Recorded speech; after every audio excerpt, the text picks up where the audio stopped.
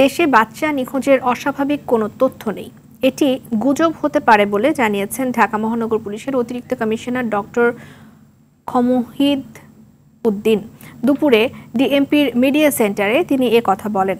জানান 6 জুলাই সন্ধ্যা থেকে সামাজিক যোগাযোগ মাধ্যম ফেসবুকে ভাইরাল হয় একটি পোস্ট, যেখানে বলা হয়েছে গেল 48 ঘন্টায় ঢাকা এবং চট্টগ্রাম থেকে নিখোঁজ হয়েছেন 35 শিক্ষার্থী। মুহূর্তেই ভাইরাল হয়ে যায় পোস্টটি। বিভিন্ন গ্রুপে আসতে শুরু করে একের পর এক নিখোঁজ বিজ্ঞপ্তি।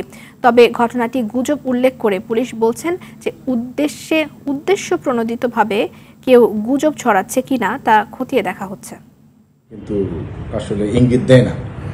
তথাপিও বিষয়টি আসছে, আমরা দেখব অন্য কেউ বা কোনো গোষ্ঠী ইচ্ছাকৃতভাবে এভাবে ধরনের একটি তথ্য বিভ্রাট করে মানুষের মধ্যে ভীতি সঞ্চার করছে কিনা।